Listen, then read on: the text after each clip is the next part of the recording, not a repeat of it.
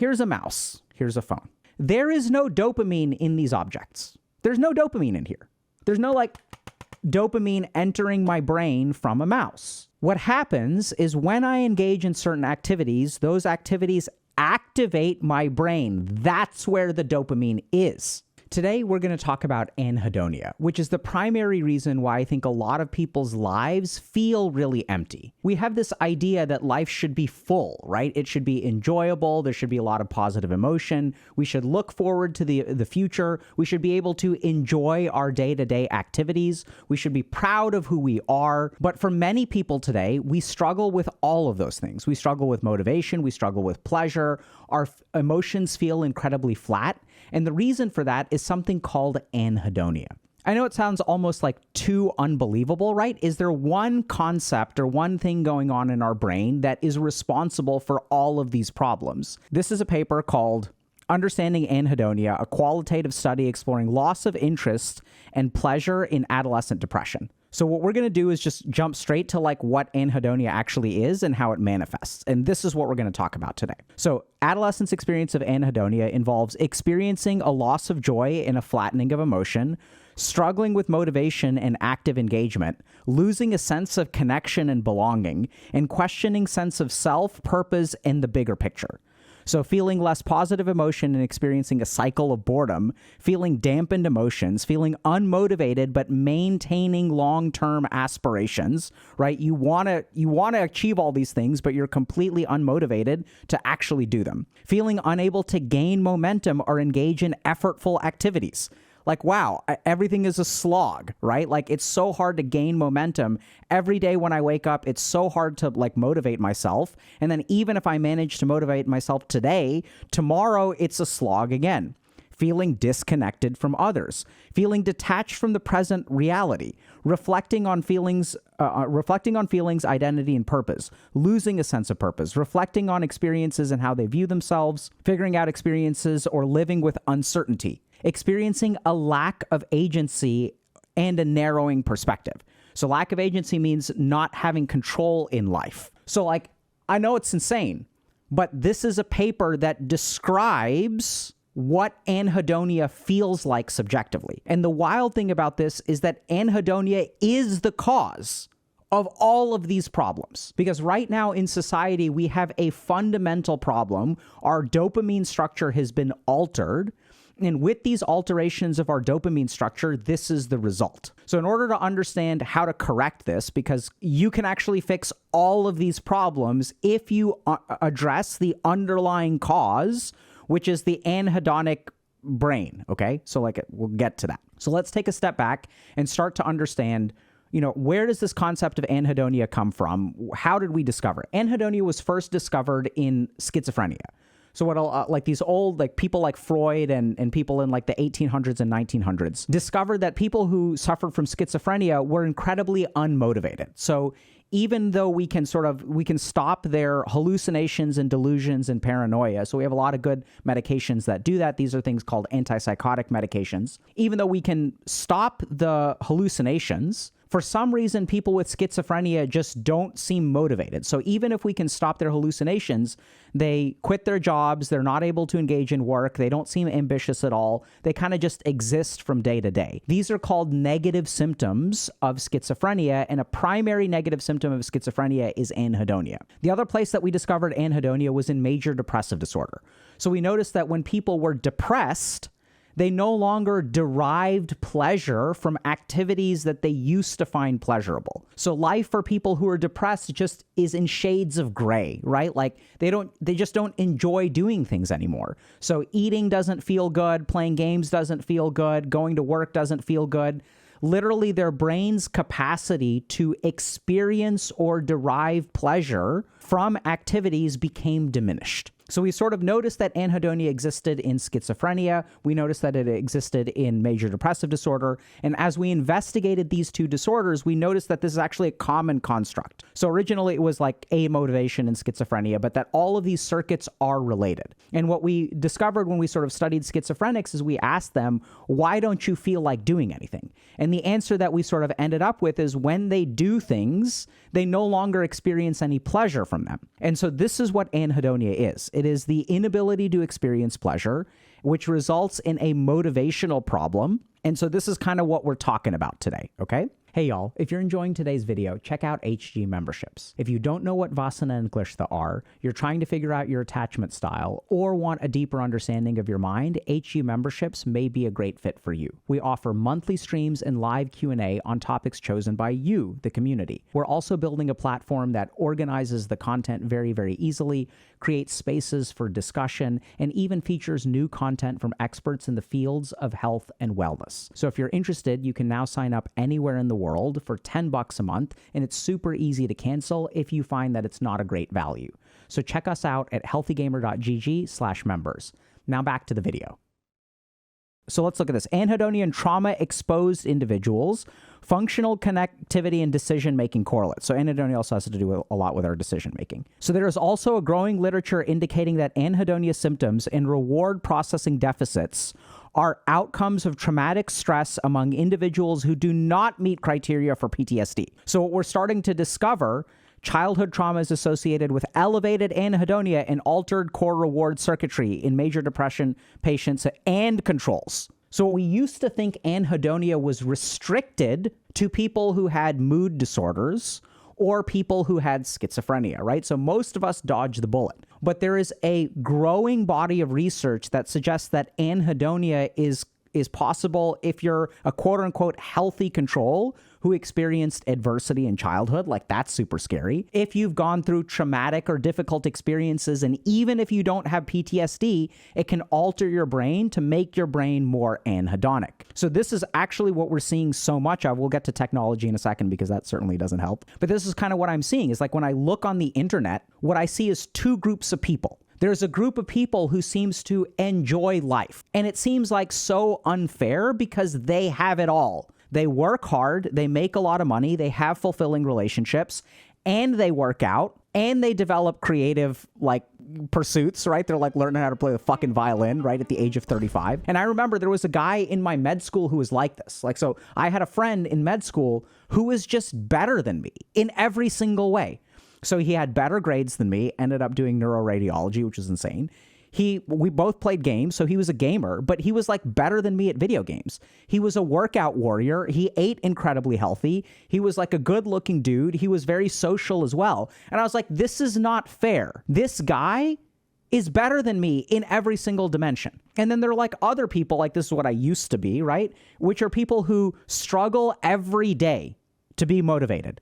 They struggle every day. They don't even enjoy the things that they should be enjoying. I'm procrastinating all the time. I'm not doing any of my work because I'm not motivated at all. But even when I procrastinate, it's not like I'm living the life of my dreams. And this seems so unfair, right? It's so unfair that some people seem to have it all, and some of us struggle to do the bare minimum. And what's the difference?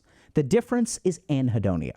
For the people who have it all, this is what I want y'all to understand, their brain naturally motivates them to work out, to learn creative pursuits, to even enjoy video games, to study. It motivates them very naturally. They derive more pleasure from all of these activities.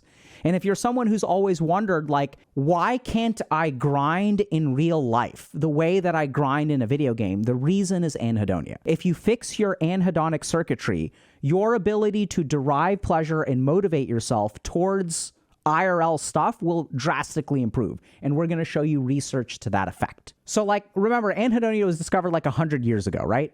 So we discovered that people were amotivated. We discovered anhedonia and depression, which is the inability to experience pleasure. But now, because of advances in neuroscience, we've literally figured out how anhedonia works through a combination of different, like studying people who have strokes in certain parts of the brain, looking at diseases like dementia, Parkinson's. So Parkinson's is the loss of dopaminergic neurons in a particular part of the brain. And we've also started to do things like deep brain stimulation. So now when we have like a Parkinson's patient, we'll literally like not cut open their skull, but cut open their skull, and we'll insert electrodes that will stimulate certain parts of the brain.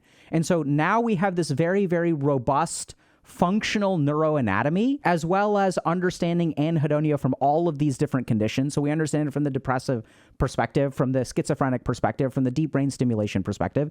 So we basically figured out anhedonia. The problem is all of these advances have not translated to like everyday Joe Schmo people like me and you.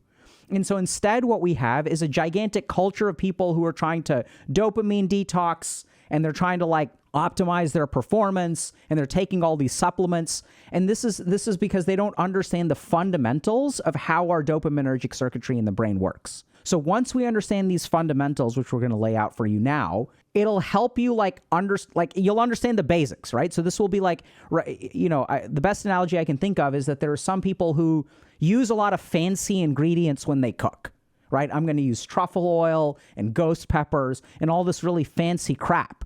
But then there are some people who are just good at making food, right? I'm really good at making a simple grilled cheese sandwich. I need 3 ingredients. I need bread, I need cheese, I need butter. I don't need anything special. I don't need anything fancy. Or I'm really good at making a steak. Give me salt, give me pepper, give me meat. That's all I need. I'll make a hamburger. Give me salt, give me pepper, give me meat. That's all I need. So today what we're going to teach y'all is, instead of all this fancy stuff about nootropics and psychedelics and all this crap, we're going to teach you the basics of how dopamine circuitry works. We're also going to show y'all a couple of very important papers. And then we are going to discover what is the difference between people who are motivated for all kinds of stuff and enjoy every aspect of life, and people who are completely unmotivated, have disconnections from reality, have aspirations but don't work towards them, and don't even enjoy wasting their time. Here is the nucleus accumbens. The nucleus accumbens gives us dopamine, okay?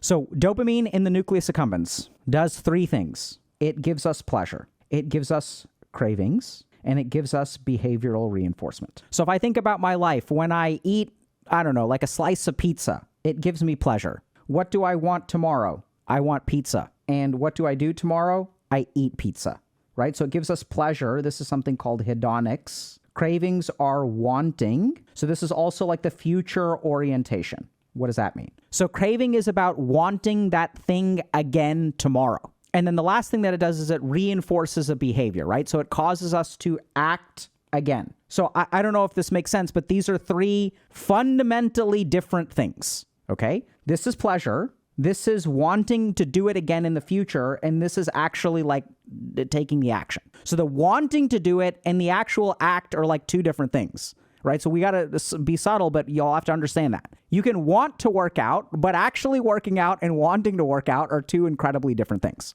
So what do we see in anhedonia?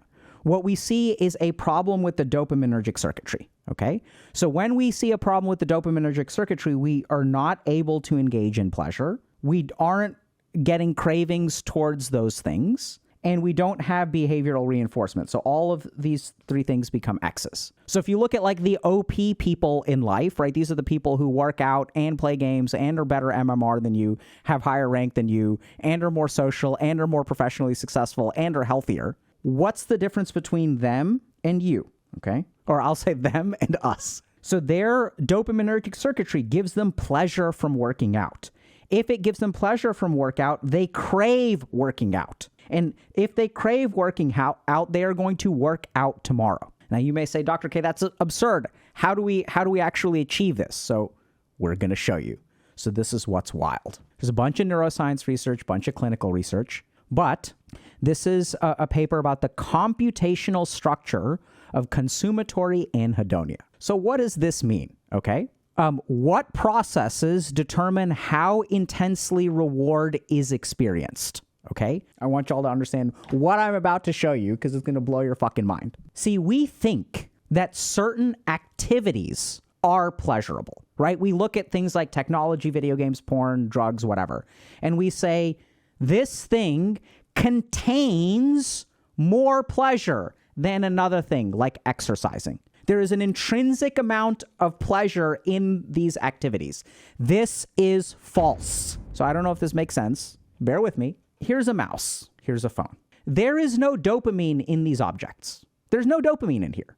There's no like dopamine entering my brain from a mouse. What happens is when I engage in certain activities, those activities activate my brain. That's where the dopamine is. And what we know from studies on deep brain stimulation and schizophrenia and depression and Huntington's disease and Parkinson's disease, right? Because each of these diseases gives us a different understanding of the engine of dopamine. Okay, this is where the oil goes. This is where the gas goes. This is where the pistons are. This is where the combustion happens. We figured out what all the pieces are. And the cool thing that we discovered is that The dopamine reward that you get is determined by the brain, not by the activity. And I know that sounds insane, but let's remember there are the OP people and the rest of us. And how are the OP people so OP?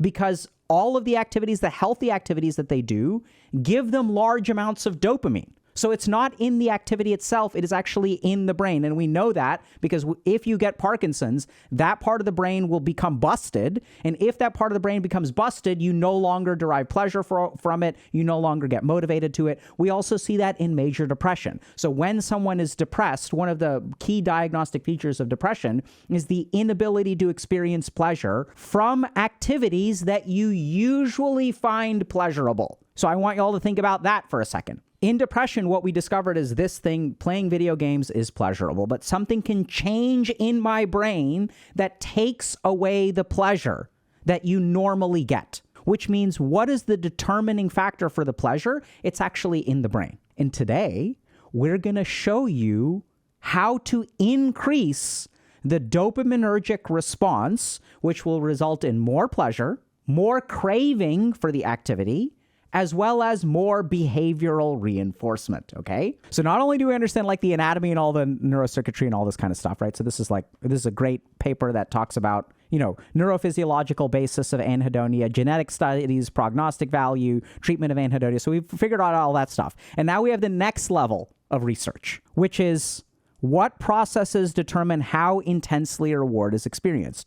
What that means is that what determines how much dopamine you get from an activity. I don't understand too much of this paper, right? So it's quite complex, but then they did this. I don't even know what this means. But this is the level of dopaminergic theory, because this is an opinion. It's a hypothetical paper, but it's based on good data, okay?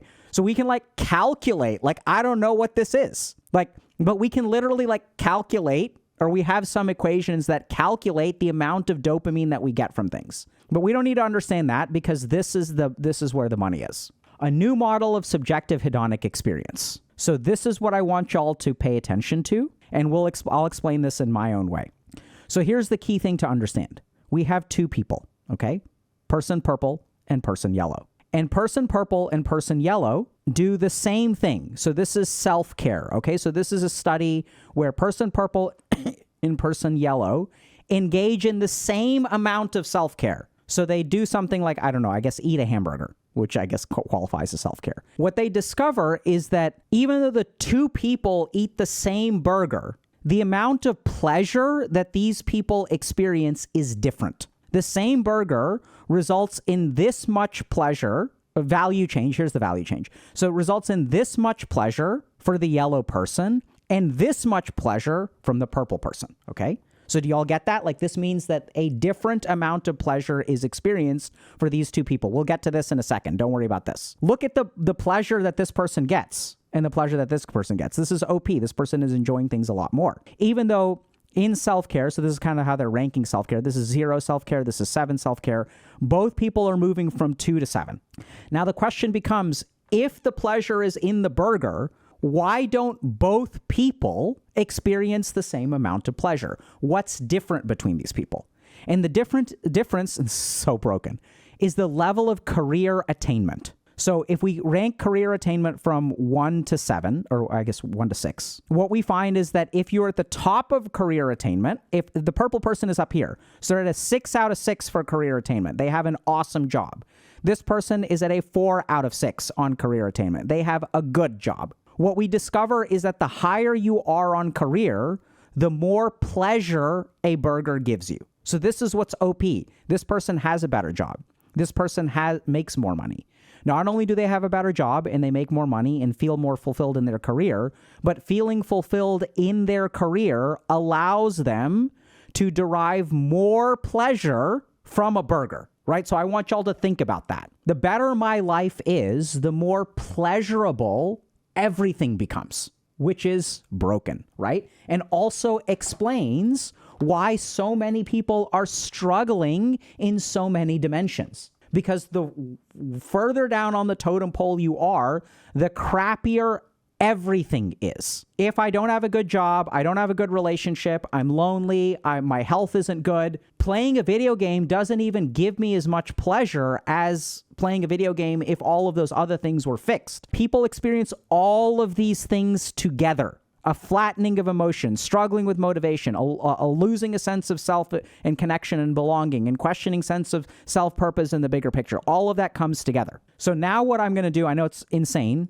but now we're going to understand why this happens. And once we understand why it happens, then we're going to understand immediately how to fix it. So here's what the brain does. So our brain says, I have health. This is important to me.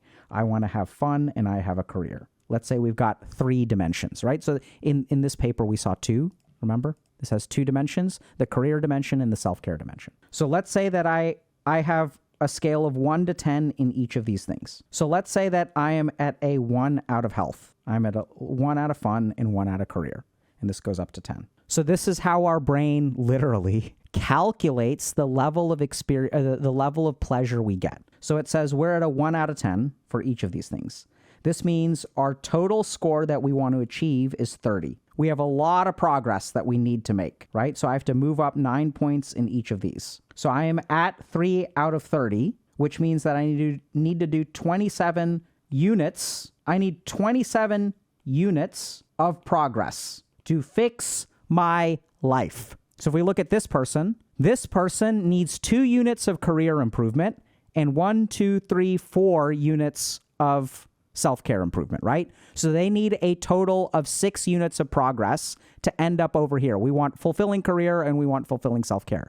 This person, by contrast, is already maxed out on career and they just need 4 units. Okay? Does that kind of make sense? So what this means, so I want y'all to think about this. So if I need 27 units of progress and I go to the gym, which is +1, what this means is now I'm at 4 out of 30 and I need 26 units of progress. So how much have I gone up? I have gone up by, let's say, about 3%. So technically, it's a little bit more, 3 to 4%. So my brain is looking at all of the things that I need to do.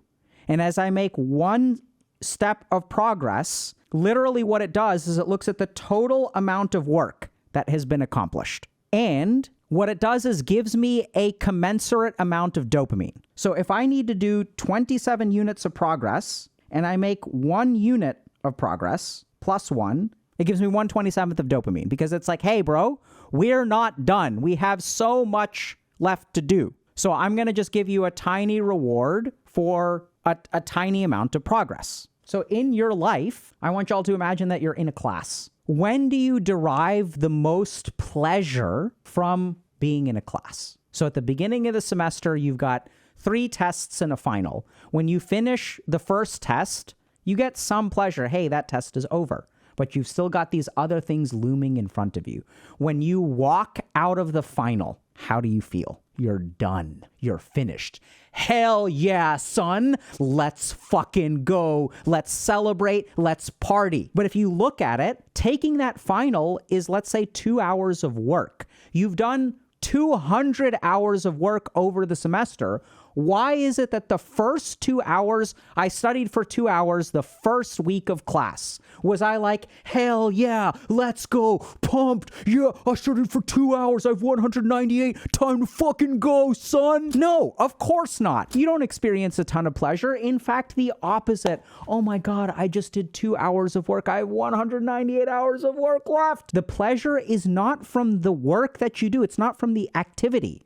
It is from your brain's calculation of how much more work there is to do. And that's what this shows us. When someone has one thing maxed out, the amount of pleasure that they get, because the total amount of stuff they have to do is less, the amount of pleasure that they get is way higher. Okay? So what this means, I'll kind of tell you all this way. So we get 1/27th of dopamine because, we just made 1 point of progress. So we get 1/27th.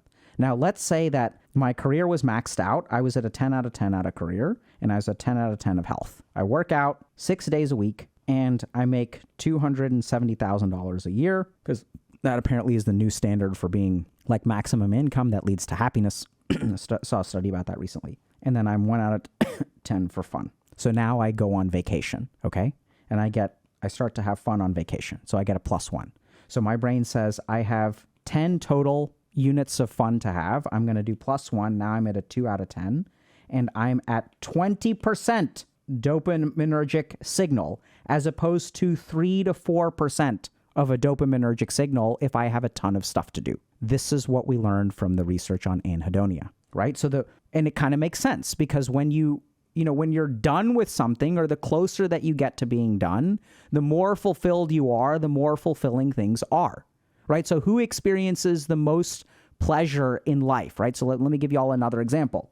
Let's say that I have a great career, I'm healthy, and then I fall in love. And now my life is perfect. So if my life is perfect because I'm checking all of the major boxes, then how much pleasure do you think I experience? I experience so much pleasure because everything is going well in life. Versus if I have nothing going on, and even if I fall in love, what does that feel like? Y'all know what I'm talking about, because we fall in love all the time, right? Even if our life is shit. I have this one bastion of hope, but the rest of my life is a smoldering mess. I don't know what I'm doing. I don't know who I am. I'm not having any fun. I'm not taking care of myself. This is the one thing that I've got. Doesn't bring us maximal pleasure because everything else is falling apart. Duh. Now the question becomes, if this is true, how do we fix this, right? So are you telling me, Dr. K, that what I need to do is put together every dimension of my life in order to experience pleasure? No, not at all. So I have 3 dimensions that I need to level up in. And I'm over here, I'm over here, and I'm over here. So this box represents all of the progress that I need to make. Because anhedonia and the dopaminergic reinforcement that we get is percentage-based. Satisfaction divided by total wants. So there are 2 things that we can do. You can say, Dr. K, are you telling me that if I'm out of 3 out of 30, I need to gain 27 points? No, I'm not. There are 2 ways to get to 100%. This is one way. 3 out of 30 plus 27 out of 30 equals 100%. What's the other way? Math geniuses. Oh, that's right. 3 out of 30, we can turn that into 3 out of 10, and then we'll be at 30%. Or we can even turn that into 3 out of 3, and then we'll be at 100%. That's the other thing that we can do. What are you saying, Dr. K? Are you saying that I should want less? You're damn right I'm saying you should want less. And it's not just me, because there was this guy named Gautam Buddha who was like, you know what? This is going to be whack, but I'm going to teach y'all something really cool. The less that you want in life, the more bliss that you will find. Buddha figured this crap out like 3,000 years ago. He discovered this fundamental principle that the less that we want, the more happy we will be. Now, there are a couple of important things about this. This doesn't mean that you should overall total want less. We're going to talk about the specifics of it, right? So this is what I've learned from clinical focus. There are 3 ways to think about taking a test. I can think about a test as I'm just focused on the test. I'm not focused on the final. I can also think about focusing on the class as a whole. So I'm thinking about the 3-month span. So one case is a 1-month span, one case is a 3-month span, and one case is not even a 3-month span. It's a 4-year span. Because, oh my God, my GPA over the course of 4 years. Which person experiences the least pleasure? The person who's worried about all 4 years? Because think about it, right? Even if you do well on one test, you have not guaranteed yourself a 4.0 GPA over 4 years. So you can't relax because the scope of the problem that you have in your mind is so big. And this is what we see. We see that people who are very anxious, people who are very depressed, what kinds of words do they use in terms of time? I'm always going to be alone. I'll never find a boyfriend. I'll never find a girlfriend. Is this what the rest of my life is supposed to be like? So I don't know if y'all have seen these posts or you experience this stuff, but I see all these posts about people saying, is this all that life is? I go to work from 9 to 5. I commute for half an hour. I do laundry. I work out a little bit, and then I go to sleep. And then it's rinse and repeat for 40 years. Is this what life is? So think about the time scale that they're operating at. Think about in their brain, what is the target that they're setting? They're thinking about they have a gigantic denominator. I have to do this, and I have to do this, I have to do this, I have to do this, I have to do this, I have to do this, I have to do this, I have to do this. And what do we sort of tell people to do, right? What are the people who are sort of happy in life? What do? They sort of focus on one thing at a time. And it's not just that focusing on one thing at a time. It's not like a productivity thing. I mean, it does become a productivity thing. We'll get to that in a second. But the key thing that they're doing is reducing their denominator. So the more that you reduce your denominator, the more pleasure you will experience. Now, people say, but Dr. K, if I reduce my denominator, does that mean that I lose ambition? No. This is the most OP thing. So when you reduce your denominator, what is actually happening to your dopaminergic circuitry? When you're reducing your denominator, you are getting more dopamine, right? So if we're getting a 20% dopamine signal, instead of a 3%, we are increasing our pleasure, we are increasing our cravings, and we are increasing our behavioral reinforcement. If you do a 50% bump of dopamine by reducing your denominator, you are going to get more pleasure, more craving, and more behavioral reinforcement, right? So as you advance, you will start to do healthy things more and more and more. And this is what's kind of weird about this, is that we're also increasing behavioral reinforcement. So this is what's sort of weird. It flips around our dopaminergic circuitry. So I wrote a book. It's good. Y'all should check it out if you've got kids. It's called How to Raise a Healthy Gamer. When I wrote a book, I felt fulfilled. And it took me a grand total of 34 days before I started writing my second one. Because now I derive pleasure from it. Now I crave it. I want to fucking do it again. Let's go. This is how I work 7 days a week. It's Thanksgiving tomorrow. And I'm working and I'm hyped. Look at my face. This is awesome. I love doing this. I'm so lucky. So if you guys are struggling with this, let's take a look. Experiencing a loss of joy and flattening emotion, struggling with motivation and active engagement, losing a sense of connection and belonging, questioning sense of self, purpose in the bigger picture. All of these things are related to your dopaminergic circuitry fundamentally. And what do we want to do? We want to focus on one thing at a time. We want only one axis. So you guys can do one axis, or what you can do is shrink this way. So you can focus on a 3x3 cube instead of a 6x7 cube, or a 2x2 cube, or a 1x1 cube. If you want to become an OP person and you want to be more motivated, enjoy life, have a sense of who you are, have purpose, and actually work towards your aspirations, you need to shrink your wants. So don't worry about all the crap that you want. Don't worry about all the crap that you need to do, because all that stuff overwhelms us mentally, right? We think about all these things. And here's the experience of it. It's wild. I went to the gym today, and what does my mind tell me? Oh my God, I have so far to go. Oh my God, it's so hard. Oh my God, I should have started a long time ago. Technically, you made progress, but there's no pleasure. And when there's no pleasure with progress, what do you expect? So there are two other subtle things we have to talk about. The first is, let's talk about technology. So when we have all of these things that we need to do, when we've got a gigantic denominator, this is why we become addicted to technology.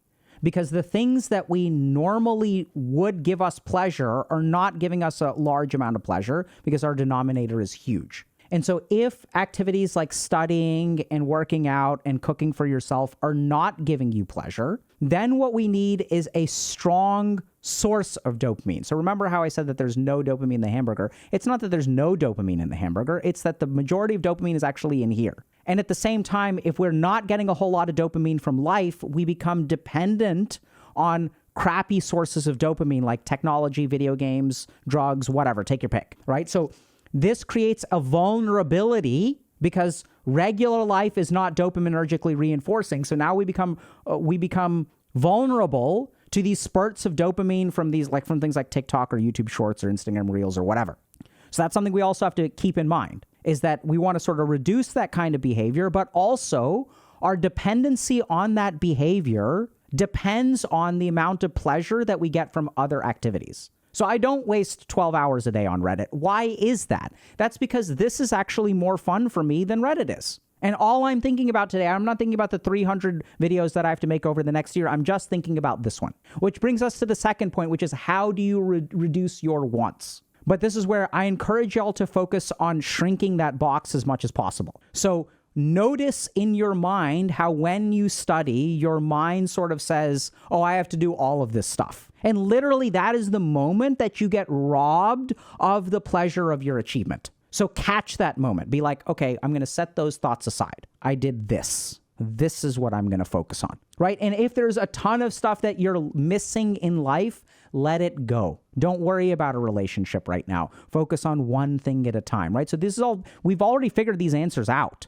but we haven't understood how it works or why it works. And what I want y'all to understand is when I'm telling you to focus on one thing at a time or reduce your desires as much as possible, it's like, oh, Dr. K, we've tried that. Well, this is what I want y'all to understand now. Here's what I hope is different. I want y'all to understand what the price of that is. When I have all of these unfulfilled desires, it makes it very difficult for me to progress in any of them. And so as you think about all of these wild ambitions you have, tone it down, tone it down, tone it down, tone it down. Catch your thoughts of ambition and I want this and I want this and I want this and I want this. No, tone it down. Shrink the box as much as possible. And as you shrink the box, your pleasure will increase. And don't worry about ambition. The ambition will come. Right? As you get that behavioral reinforcement and you get that pleasurable activity, you will crave more of the action. That is the switch that you need to flip. Hey, y'all. Hope you enjoyed today's video. We talk about a bunch of topics like this on the channel, so be sure to subscribe for more. If you're already subscribed, GG, and we'll see you in chat.